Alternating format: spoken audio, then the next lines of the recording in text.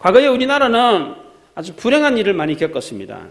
외적의 침략을 900여 차례나 받아가지고 나라가 위태로운 때가 한두 번이 아니었습니다.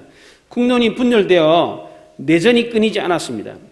불과 70년 전만 해도 6.25라고 하는 한반도의 큰 전쟁을 겪었습니다. 지금도 우리 사회는 전쟁을 치르고 있습니다. 동서로 나누어져서 빈부 간의 갈등으로 전쟁 아닌 전쟁을 치르고 있습니다. 여자가 서로 잘났다고 싸웁니다. 지도가 보수가 갈려져 가지고 자기 말이 옳다고 주장을 합니다. 가뜩이나 힘들고 어려운 때에 힘을 모아도 이 어려움을 헤쳐나가기 어려운데 이런 어려운 판국에 서로 잘났다고 싸우고 있습니다. 실업자가 쏟아져 나오고 있고 거리에는 노숙자들이 넘쳐나고 있습니다. 직장을 잃은 가장들이 고개를 떨구고 있습니다. 지금 우리 사회는 그 어느 때보다도 불행한 때입니다. 그런데 이보다도 더 불행한 경우가 있습니다. 우리 인간이 사는 사회가 가장 불행한 때가 언제입니까? 먹을 게 없을 때입니까? 입을 게 없을 때입니까? 전쟁으로 사회 혼란을 겪을 때입니까? 그렇지 않습니다. 우리가 사는 사회가 가장 불행한 때는 하나님의 말씀이 없을 때입니다.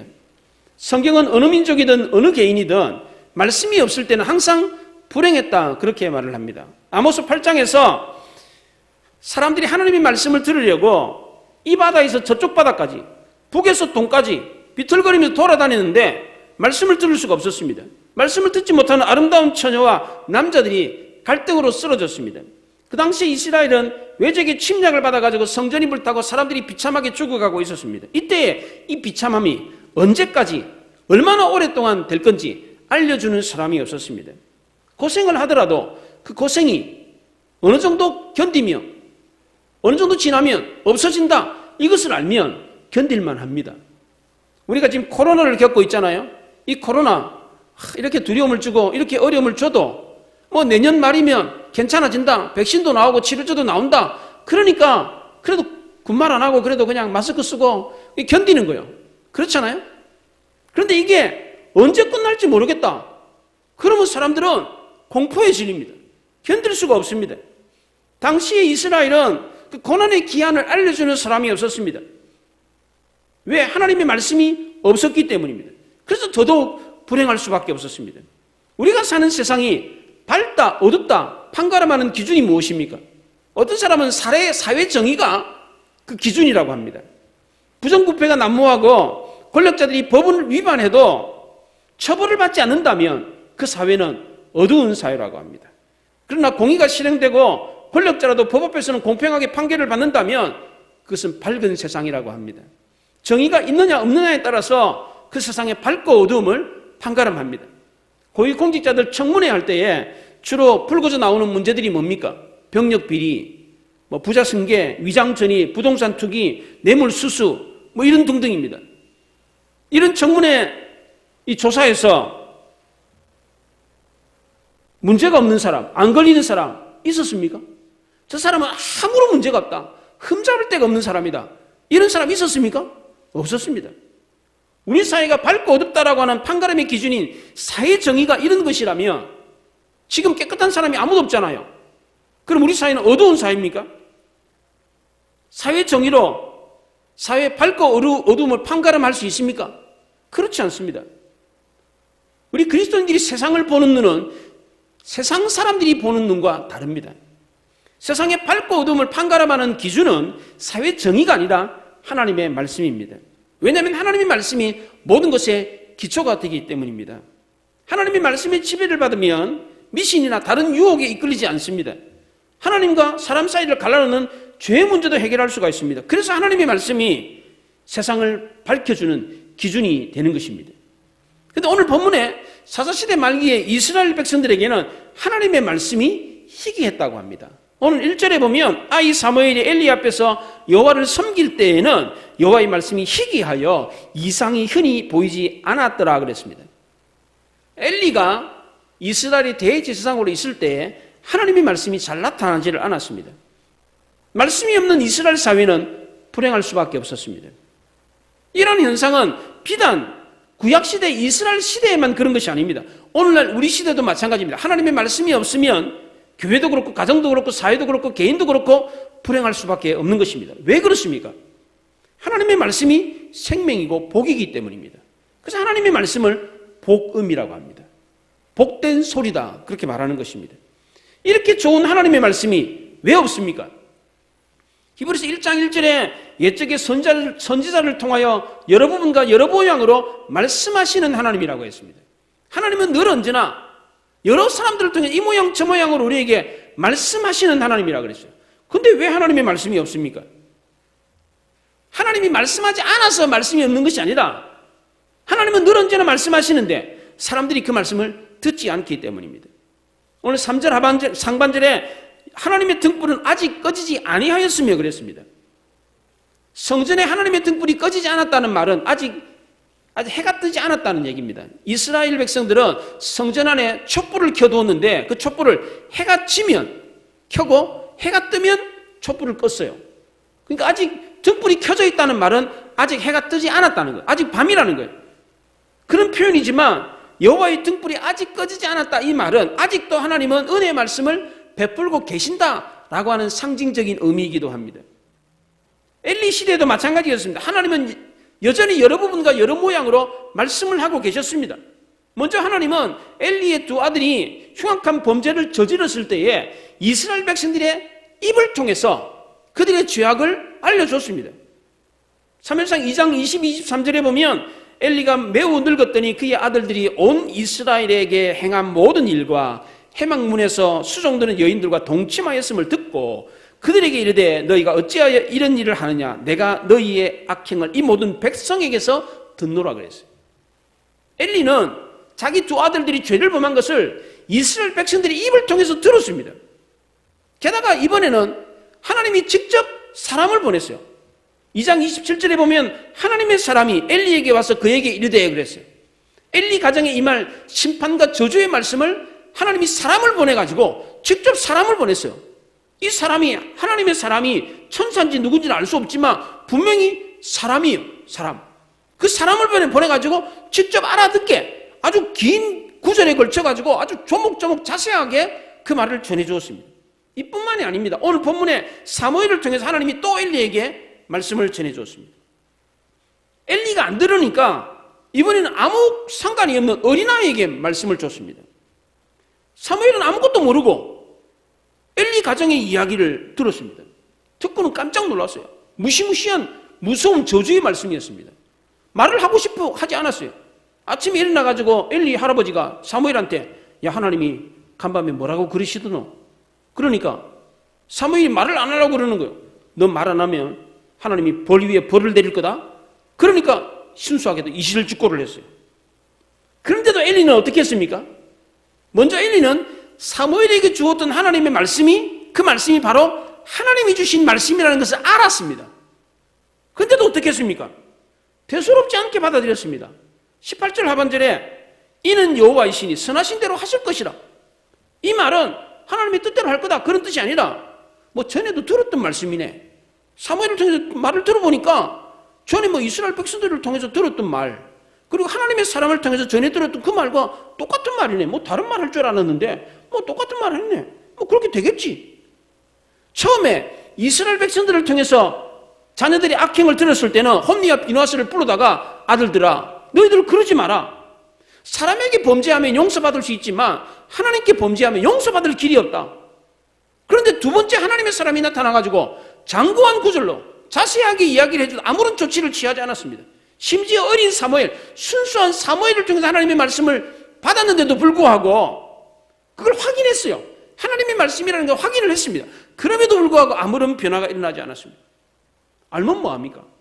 행하지 않으면 아무 소용이 없는 것입니다. 왜 이렇게 돼버렸습니까? 왜 하나님은 그 당시에 당사자인 엘리의 두 아들에게, 엘리에게 이 말을 해주지 않고 엉뚱하게 다른 사람에게 말을 해가지고 다른 사람을 통해서 그 말을 전하게 하십니까? 첫째는 엘리의 두 아들이 범죄했기 때문입니다. 죄를 범하니까 하나님과 사람 사이에 거리가 돼가지고 하나님의 얼굴을 가려버렸기 때문입니다. 2장 27절에 그 소년들의 죄가 여호와 앞에 심히 크면 그들이 여호와의 제사를 멸시함이었더라 그랬어요. 홈니와 비누아스 이 두 아들이 범죄한 이 죄가 너무 컸어요. 이들은 제사를 멸시했다고 그랬습니다. 여기 제사라는 말은 개별적인 하나하나의 제사를 말하는 것이 아니라 전체의 제사를 뜻합니다. 모든 제사를 다 멸시했어요. 여기 멸시하다는 말은 회방했다는 말입니다. 사무엘상 12장 14절에서는 이 말을 회방했다라고 번역을 했어요. 마태복음 12장 31절에는 성령을 모독하는, 성령을 해방하는 자는 용서를 못 받는다, 그 얘기를 했습니다. 그때 썼던 단어가 바로 이 해방입니다. 하나님을 회방하면 도저히 용서받을 수 없는 죄가 되는 것입니다. 엘리 역시도 마찬가지였습니다. 그렇게 3번이나 이스라엘 백성들을 통해서, 하나님의 사람을 통해서, 사무엘의 입을 통해서 하나님이 계속적인 말씀을 들었음에도 불구하고 아무런 변화가 없었습니다. 육신의 눈뿐만 아니라 영적인 눈까지 어두워져 가지고 앞을 제대로 볼 수가 없었습니다. 결국 하나님이 말씀을 전하기 위해서 택한 사람이 누구입니까? 사무엘이었습니다. 사무엘은 아직 나이가 어린아이였습니다. 아무것도 모르는데 왜 사무엘에게 이 얘기를 합니까? 그것도 사무엘의 이야기도 아니에요. 왜 이 어린아이에게, 아무것도 모르는 애에게 이 말을 전합니까? 첫째는 그가 하나님 가까이 있었기 때문입니다. 사무엘은 하나님의 궤가 있는 성전 안에서 잠을 자고 있었습니다. 단순히 사무엘이 하나님께 가까이 있었기 때문에 사무엘에게 말한 것만은 아닙니다. 엘리의 두 아들 홈니와 비나스도 성전 안에서 봉사하는 제사장이었습니다. 하나님 바로 앞에 있었습니다. 단지 물리적인 거리가 가까웠기 때문에 하나님이 말씀하신 게 아닙니다. 교회 옆에 산다고 해서 다 예수 믿고 천국 갑니까? 그렇지 않습니다. 서울대학 앞에 산다고, 서울대학 옆에 산다고 다 서울대학 갑니까? 그렇지 않습니다. 뭐가 중요합니까? 마음가짐입니다. 둘째로 사무엘이 하나님의 말씀을 들었던 것은 사무엘이 하나님 말씀을 받을 준비가 되어 있었기 때문입니다. 하나님이 사무엘을 부르실 때 사무엘은 그 말을 들을 때마다 내가 여기 있나이다 이렇게 대답했습니다. 하나님이 부를 때마다 내가 여기 있나이다. 이 내가 여기 있나이다 말은 즉각적인 응답입니다. 이사야 선지자가 내가 누구를 보냈고 내가 여기 있나이다 나를 보내소서 라고 했던 것처럼 사무엘도 역시 마찬가지입니다. 우리말 성경에는 내가 여기 있나이다 세 단어로 되어 있습니다. 그런데 히브리 원문에는 이 세 단어가 한 단어로 되어 있어요. 힌넨이라고 하는 뭐 이런 뜻이에요. 알겠습니다. 이런 뜻이에요. 하나님이 딱 말씀해 네 이런 뜻이에요. 한 단어에 즉각적으로 행할 준비가 되어 있어요. 뭐든지 말씀하시는 대로 내가 당장 행하겠습니다. 이런 뜻입니다. 하나님이 사무엘을 4번 불렀어요. 그럴 때마다 다 사무엘은 내가 여기 있습니다. 네, 알겠습니다. 네, 알겠습니다. 즉각적으로 대답을 했습니다. 가정에서 부모가 자녀들을 4번 부르면 자녀들이 어떡합니까? 알았다고요. 짜증을 해요. 그렇잖아요. 4번 불러요, 4번. 4번 부르면 한 2-3번만 불러도 싫어해요, 요즘 애들. 잔소리 듣는 거 정말 싫어하거든요. 4번 부르면 웬만한 애들 다 짜증내요. 알았다니까요. 그런다고요. 그런데 사무엘은 어떻게 했어요? 그렇지 않았습니다. 첫 번째 하나님이 그를 불렀을 때 엘리 할아버지가 부르는 줄 알았어요. 벌떡 일어나가지고 자다 말고 뛰어갔어요. 그랬더니 엘리가 나 부르지 않았다. 가서 자라. 두 번째 또 하나님이 불렀는데 엘리 제사장이 부르는 줄 알고 갔어요. 그 또 아니래. 세 번째 또 하나님이 불렀어요. 이 정도 되면 어떻게 돼야 됩니까? 에이씨 짜증나. 누가 부르는 거야? 누가 나를 돌리는 거야? 이렇게 화를 낼 만도 한데 사무엘은 그렇게 하지 않았습니다. 전과 동일하게 내가 여기 있나이다. 곧바로 대답하고 벌떡 일어나가지고 달려갔습니다. 마지막 4번째로 하나님이 불렀을 때는 주의 종이 듣겠나이다. 이렇게 말을 했습니다. 주의 종이 듣겠나이다. 이 말은 들어보고 지킬만 하면 지키고 안 지킬 수 있을 것 같으면 안 지키겠다 이런 뜻이 아니에요. 뭐라고 말씀하시든지 간에 다 순종하겠다. 주의 종이라는 자세로. 그 당시에 로마 시대 때까지만 해도 종들은 주인의 눈을 보지 못했어요. 주인의 얼굴도 쳐다보지 못했어요. 손만 봤어요. 손만. 그 당시 주인들은 노예를 일시킬 때 말도 안 했어요. 이렇게 시켰어요. 말도 귀찮아. 그렇게 일을 시켰어요. 그래서 항상 노예들은 주인의 손을 봤어요. 손을 보고 있었어요. 네. 그게 종이었어요. 그게 주의 종입니다. 주님이 말씀하시면 종의 자세로 뭐든지 하겠습니다. 이런 자세를 취했다는 것입니다. 엘리는 하나님의 말씀을 듣기 전부터 이미 순종할 자세가 되어 있었습니다. 반면에 엘리는 어떻습니까? 하나님이 사무엘을 3번이나 불렀는데 그제서야 하나님이 부르시는구나 라는 사실을 알고 사무엘에게 그럽니다. 야 사무엘 너 다시 하나님이 부르거들랑 나한테 오지 말고 여호와여 말씀하옵소서 주의 종이 듣겠나이다 이렇게 말을 해라. 엘리는 하나님이 사무엘을 부르신다는 것을 알았습니다. 그 부르시는 음성이 하나님의 음성인 것을 알았습니다. 그 말씀을 들을 때, 하나님이 말씀하실 때 듣는 자세도 알았어요. 어떤 자세를 취해야 되는가 알았어요. 그래서 사무엘한테 가르쳐줬어요. 주의 종이 듣겠나이다, 이렇게 말해라, 이랬습니다. 말씀을 들을 때 어떤 자세로 들어야 되는지, 자신의 편견과 고집을 내려놓고 종의 자세로 납작 엎드려가지고 무슨 말씀인지 지켜야 된다, 이런 자세로 들어야 된다는 것을 알았어요. 알았음에도 불구하고 어떻게 했다는 거예요? 지키지 않았다는 겁니다. 엘리의 두 아들들은 마찬가지입니다. 아버지를 통해서 꾸지람을 들었어요. 사람에게 범죄하면 용서받을 수 있지만 하나님께 범죄하면 용서받을 수 없다. 알았습니다. 알았는데도 불구하고 뉘우치지 않았습니다. 아버지가 하신 말씀을 이해를 못해가지고 죄를 뉘우치지 않은 게 아니에요. 알면서도 회개하지 않았습니다. 우리가 범죄하는 이유가 뭡니까? 하나님의 말씀을 몰라서 그렇습니까? 그게 죄인지 몰라서 범죄합니까? 그렇지 않습니다. 다 알고 있으면서도 죄를 짓습니다. 왜 그렇습니까? 우리 안에 악한 본성이 있기 때문에 그렇습니다. 순종하기보다는 불순종하려고 하는 악한 마음이 있기 때문입니다. 미국의 유명한 목회자 헨리 브레컵이라고 하는 목사님이 하나님 음성에 응답하는 삶이라고 하는 책에서 이런 이야기를 했습니다. 자신이 젊어서 목사가 됐는데 처음 장례식을 집례한 그 장례식이 4살짜리 아이 장례식이었습니다. 이 꼬마 아이가 교회 나오는 한 집사님 가정의 첫 번째 딸이었습니다. 할아버지 할머니의 첫 손주였습니다. 오늘 집에 신방을 갔는데 보니까 이 애가 부모의 말을 듣지를 않고 앉으라 그러면 일어서고 오라 그러면 가고 부모의 말을 도무지 듣지 않는 아이였어요. 부모는 그런 딸아이의 행동을 나무라기보다는 오히려 귀엽게 여겼어요. 하루는 그 집 앞마당 문이 열려 있었는데 딸아이가 그 마당을 빠져나와가지고 길 쪽으로 가는 게 부모의 눈에 보였습니다.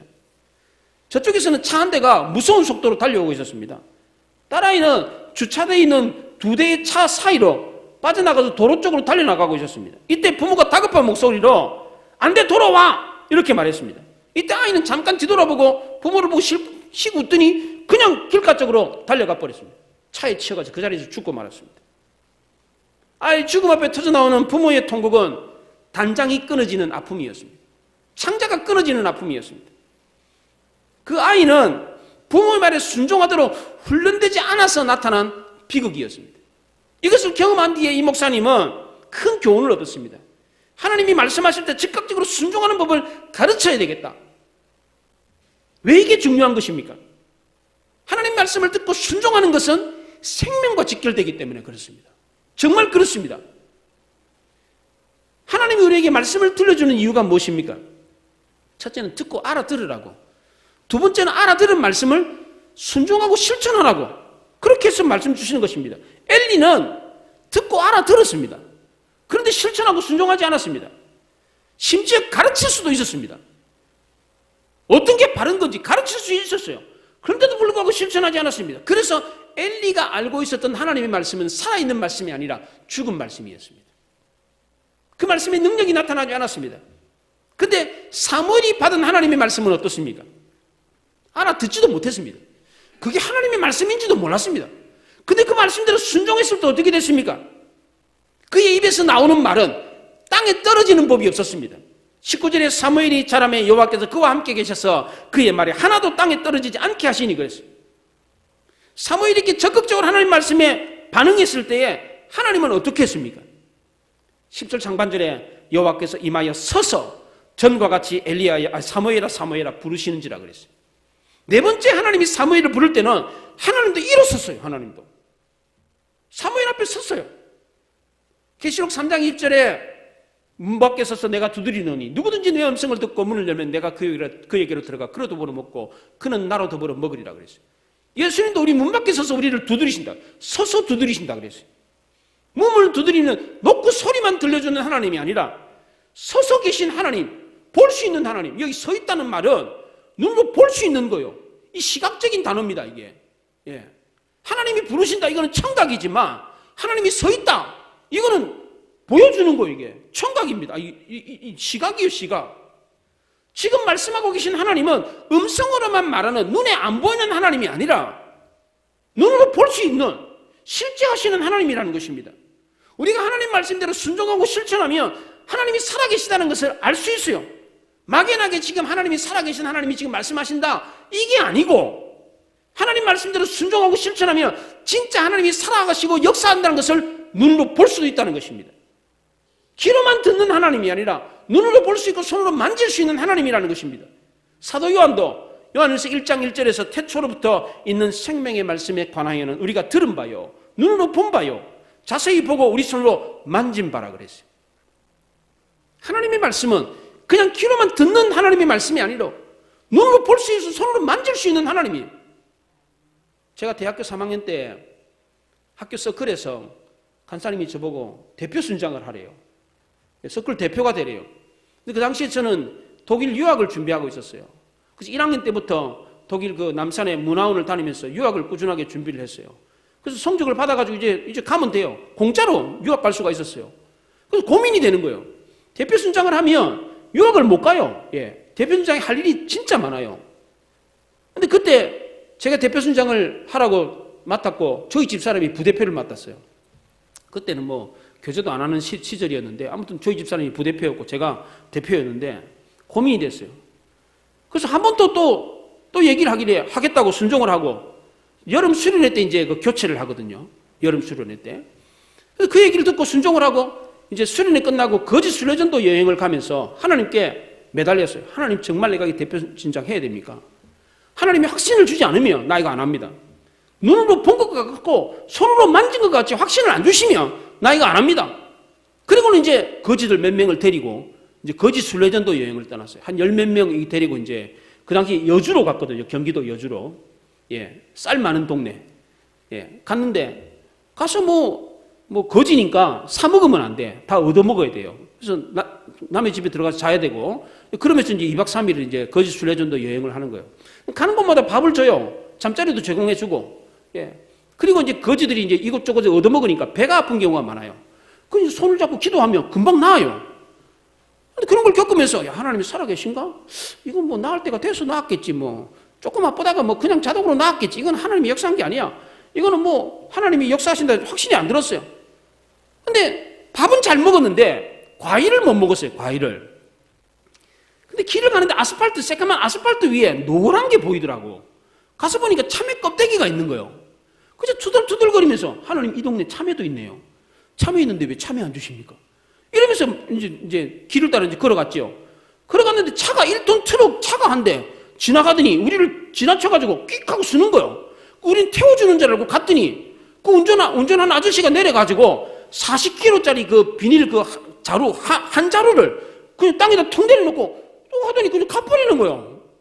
그걸 가보니까 참외가 그냥 한 자루 그냥 있는 한 자루 그냥 참외 달라고 한 것도 아닌데 그냥 다 타고 지나간 아저씨가 그냥 지나가다가 우리한테 그냥 한 자루를 내려주고 그 참외를 내려주고 그냥 가버리더라고요. 그래서 두 손 두 발 다 들었어요. 야 진짜 하나님이 살아계시는구나. 하나님이 부르시는구나. 그렇지만 꼬꾸라지고 말았어요. 하나님이 살아서 역사하신다는 것을 순종하면 눈으로 보고 손으로 만진 것 같은 확신을 준다니까요. 사무엘이 그랬어요. 귀로만 듣는 하나님이 아니라 서 계신 하나님을 봤다고요. 눈에 보이지 않고 소리로만 말씀하시는 하나님이 아니라 눈으로 볼 수 있는 실제 하시는 하나님이에요. 그 하나님이 사무엘에게 뭐라고 말했습니까? 그 말씀하시는 내용이 어떤 내용입니까? 사무엘에게 관계된 내용입니까? 엘리에게 관계된 내용입니까? 엘리에게 관계된 내용입니다. 사무엘하고는 아무 관계가 없습니다. 12절에 보면 내가 엘리의 집에 대하여 말할 것을 그랬어요. 사무엘에게 지금 들려주는 것은 사무엘에게 관계된 내용이 아니고 사무엘하고 전혀 관계없는 엘리 집안에 대한 내용입니다. 그것도 엘리 집안의 심판과 저주에 대한 이야기예요. 엘리 집안에는 노인이 없을 거다. 다 젊어서 죽을 거다. 그리고 홈리와 비누아스가 한날에 전쟁에서 죽을 거다. 그리고 모든 후손들이 다 걸식하는 거지가 될 거다. 이런 내용이었습니다. 심판과 저주의 말을 다 엘리 집안에 대한 내용입니다. 그럼 엘리한테 해야 될 것 아닙니까? 근데 왜 아무 상관도 없는 사무엘한테 이야기를 합니까? 해도 엘리가 안 들으니까 그래서 사무엘한테 한 겁니다. 그럼 엘리가 그 사무엘을 통해서 알아들었으면 바뀌어야 될 건 아닙니까? 제대로 들어야 될 건 아닙니까? 그것도 한두 번도 아니고 여러 차례 말씀하셨고 심지어 어린 사무엘에게까지 그 순수한 거짓말 못하는 사무엘에게까지 말씀을 줘가지고 들려줬으면 엘리가 들어야 될 것 아닙니까? 그런데도 엘리는 듣지도 않았습니다. 이 정도 되면 하나님도 포기해야 되는 것 아닙니까? 그렇잖아요. 한두 번 하다가 안 들으면 그냥 포기해야 되는데 하나님은 끝까지 포기하자는 기어코 말씀을 전해주십니다. 왜 이렇게 집요하십니까, 하나님이? 지금 이 얘기는 안 들으면 안 되는 절대적으로 들어야 되는 말씀이기 때문입니다. 엘리 가정이 저주를 받아서 망한다. 이 얘기는 들어도 그만, 안 들어도 그만이 아니에요. 그렇잖아요. 내 얘기 안 들으면 노인이 없으니까 다 젊어서 죽을 거야. 너희 두 아들이 한날에 죽는다. 그리고 다 거지가 된다. 이 얼마나 무서운 말입니까? 이 얘기 안 들어도 됩니까? 이렇게 무서운 저주의 내용을 그러면 안 알려줘도 되고 뭐 그런 내용입니까? 그렇지 않습니다. 몇 번 들려줬는데 안 들으면 그래 안 들을래? 그럼 말하라. 그렇게 할 수 있는 내용입니까? 이 말이? 이 내용이? 그렇지 않습니다. 반드시 전해줘야 되는 내용입니다. 전해주지 않으면 그까지 큰일 나는 거예요. 큰일 나는 거예요. 그래서 하나님이 이스라엘 백성들의 입을 통해서 하나님의 사람을 통해서 어린 사무엘을 통해서 계속해서 4번이나 와가지고 사무엘아 부르면서 그렇게 말씀하셨던 겁니다.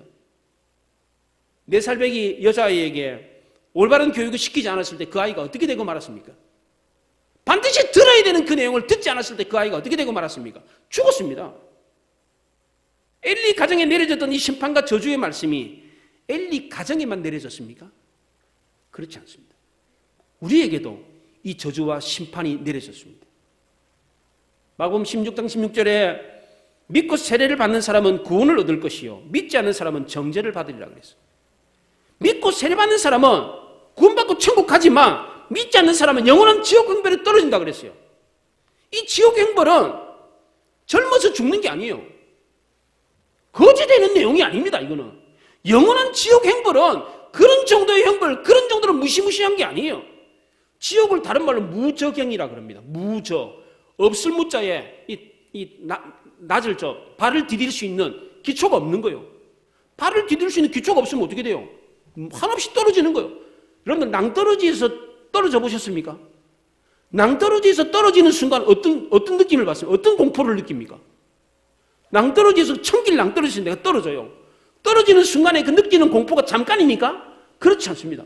떨어지는 내내 그 공포를 갖습니다. 죽기 직전까지 그 공포를 갖습니다. 그런데 이 떨어지는 공포를 무저갱에서는 영원히 느끼는 겁니다. 영원히. 떨어질 때 그 느끼는 그 공포.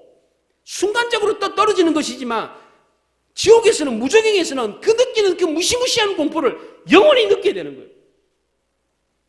예수 안 믿는 사람은 거기에 간다는 것입니다. 이게. 이 무시무시한 이야기를 안 전해줄 수가 있나요? 그 얘기를 듣고 난 아니야. 나는 죄 지은 거 없어. 그러니까 나는 엘리 집안처럼 저주받고 심판받을 일 없어. 나는 죄 안 지었기 때문에 죄에 대한 대가를 치르러 지옥에 안 갈 거야. 이렇게 당당하게 말할 수 있는 사람이 있습니까? 이런 저주와 심판이 나는 안 내려졌다, 내에게는 안 내려졌다 이렇게 말할 수 있는 사람이 있습니까? 아무도 없습니다. 죄인이 아니라고 부인할 게 아니고 그 죄를 인정하고 이 죄를 해결할 수 있는 방법을 찾아야죠. 방법을 찾을 수가 있어요. 확실히 찾을 수가 있습니다. 왜 그렇습니까? 왜 확실히 우리는 방법을 찾을 수 있습니까? 엘리에게 하나님이 말씀하셨던 걸 보면 알 수가 있습니다. 하나님이 엘리에게 어떻게 말씀하셨어요? 온 이스라엘 백성들의 입을 통해서 말했어요. 하나님의 사람을 직접 보냈어요. 그리고 사무엘을 통해서 계속해서 말씀하시며 그 얘기를 깊이 있고 들려주고 말았습니다. 지금도 하나님은 우리에게 끝까지 포기하지 않고 이 말씀을 전해주기를 원하십니다. 사무엘이 들을 때까지 그 길을 막고 있다고 할지라도 막 길을 막 그냥 쑤셔가지고 파가지고 막 집어넣는 한이 있더라도 지금 하나님이 이 말씀을 전해주고 있는 거예요. 이게. 이럴 때 우리는 어떻게 해야 됩니까? 이 말씀을 안 들으면 안 되는 말씀이에요. 그래서 하나님은 기어코 이 말씀을 우리에게 전해주는 것입니다. 이럴 때 우리는 어떻게 해야 돼요? 먼저 믿는 성도들은 아직 이 말씀을 듣지 않는 사람들에게 이 말을 반드시 꼭 전해줘야 됩니다. 이 말씀은 전해줘도 그만, 안 전해줘도 그만의 말씀이 아닙니다. 이 말씀은 생명입니다. 하나님이 포기하지 않았던 것처럼 우리 역시도 이 사람들을 포기하면 안 돼요. 엘리 가정처럼 저주받고 심판받는 그런 정도가 아니에요. 믿지 않는 자들에게 내려진 저주는 영원한 저주예요. 영원한 지옥 황별의 저주입니다. 그러니까 반드시 이 사실을 알려주어야 된다는 것입니다. 그렇다면 하나님이 보내신 사람들을 통해서 이 말씀을 들었다면 이 말씀을 들은 사람은 어떻게 반응해야 됩니까? 첫째는 두렵고 떨리는 마음으로 이 말씀을 받아야 됩니다. 이사야 66장 2절에 물은 마음이 가난하고 심령에 통회하며 내 말을 듣고 떠는 자는 그 사람은 내가 돌보려니와 그랬습니다. 하나님 말씀을 듣고 두려워 떠는 사람은 하나님이 돌보신다 그랬어요. 여기 돌보신다는 말은 하나님이 깊은 관심을 가지고 예의주시하시며 눈동자처럼 지키고 보호하신다 그런 뜻입니다. 두 번째로 하나님의 말씀을 들을 때는 사무엘처럼 내가 여기 있나이다. 주의 종이 듣겠나이다. 이렇게 해야 된다는 것입니다. 하나님이 무슨 말씀을 하시는지 간에 즉각적으로 순종한 자세를 취해야 된다는 것입니다. 자기의 고집과 편견을 내려놓고 하나님 말씀대로 순종하겠다라고 해야 한다는 겁니다. 하나님이 찾아오셔서 그의 마음 문을 두드릴 때에 이처럼 겸손한 마음을 가진 사람이 마음의 문을 여는 것입니다. 이 말씀은 듣는 것으로 족해서는 안 됩니다. 듣는 게 중요한 게, 듣고 알아듣는 게 중요한 게 아니에요. 이 말씀은 순종하고 실천하는 게 더 중요한 것입니다. 순종하고 실천하는 것은 믿는 것보다 더 중요합니다. 야고보 사도는 귀신들도 믿고 떤다 그랬어요. 하나님의 말씀이 맞다. 예수 안 믿으면 지옥 간다는 거 알고 귀신들도 떤다 그랬어요. 믿는 것보다 더 중요한 게 뭐라고요? 순종하는 거, 실천하는 거라는 겁니다. 이렇게 말씀대로 순종하고 실천할 때에 역사가 일어납니다. 어린 사무엘이었지만 그가 한 말은 땅에 떨어지지 않았습니다. 땅에 떨어지지 않았다는 말은 그 말이 다 이루어졌다는 것입니다. 그 말의 능력이 나타났다는 겁니다. 그 말에 권세가 있고 그 말을 통해서 역사가 이루어졌어요. 사무엘을 통해서 새로운 이스라엘의 역사가, 사사시대가 끝나고 새로운 왕정시대가 열렸습니다. 하나님은 오늘도 이 말씀을 통해서 우리를 부르십니다. 이 말씀을 들을 때에 내 고집과 편견을 버리고 즉각적으로 순종하고 실천하면 하나님의 말씀이 귀로만 듣는 하나님의 말씀이 아니라 눈으로 볼 수 있는 하나님의 말씀, 하나님의 역사를 실제로 볼 수 있다는 것입니다. 말씀이 살아 역사한다는 것을 볼 수 있습니다. 고아의 아버지로 알려진 유명한 조지 밀러라고 하는 사람이 있습니다. 이 사람은 16세 때까지 도박과 술로 방탕한 생활을 했습니다. 그러다가 감옥에 갇히기도 했고 13주 동안 큰 병에 걸려가지고 꼼짝없이 방에 들어누워 있어야 하기도 했습니다. 그러다가 친구의 권유로 한 기도 모임에 참여를 하게 됐는데 거기서 요한복음 16장 말씀을 듣고 큰 감동을 받았습니다. 하나님이 세상을 이처럼 사랑하사 독생자를 주셨으니 이는 그를 믿는 자마다 멸망하지 않고 영생을 얻게 하려 하심이라. 이 말을 듣고 감동을 받았습니다. 그리고 이어서 시편 68편 81편에 하나님은 고아의 아버지시며 내 입을 크게 열라 내가 채우리라 라고 하는 말씀을 듣고 사명을 발견했습니다. 내가 앞으로 어떻게 살아야 되겠다.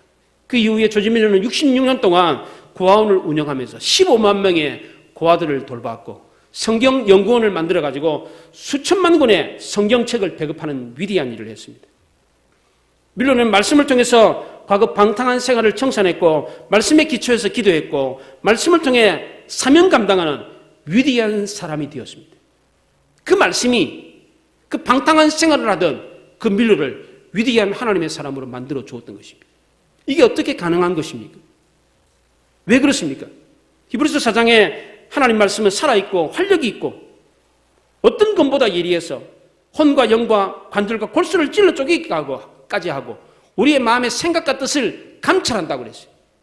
하나님은 천지 만물을 만들 때도 말씀으로 만들었어요. 이 어마어마한 이 만물을 다 말씀으로 만들었다는 거야. 그 말씀이 지금 우리에게 주어지기 때문에 그 말씀을 제대로 받으면 무엇이든지 못할 게 없다는 것입니다. 지금도 하나님은 이 말씀으로 우리를 부르시고 계십니다. 이 말씀으로 우리를 살리시고 이 말씀으로 우리를 통해서 위대한 역사를 이루시기를 원하십니다. 여러분도 두렵고 떨리는 마음으로 이 말씀을 받음으로 위대한 역사를 만들 수 있기를 바랍니다. 많은 믿음의 선진들이 그랬던 것처럼 조지 밀러가 그랬던 것처럼 오늘 본문에 어린 사무엘이 그랬던 것처럼 내가 여기 있나이다. 주의 종이 듣겠나이다. 엘리가 가르쳐 준 대로 했을 때에 그런 위대한 역사를 만들었던 것처럼 여러분도 이 위대한 하나님의 말씀, 놀라운 능력의 말씀을 내가 여기 있나이다, 주의 종이 듣겠나이다, 자신의 편견과 고집을 내려놓고 하나님 말씀에 즉각적으로 순종하고 반응할 때에 위대한 역사를 이룰 수 있다는 것을 믿으시기 바랍니다. 기도하십시다.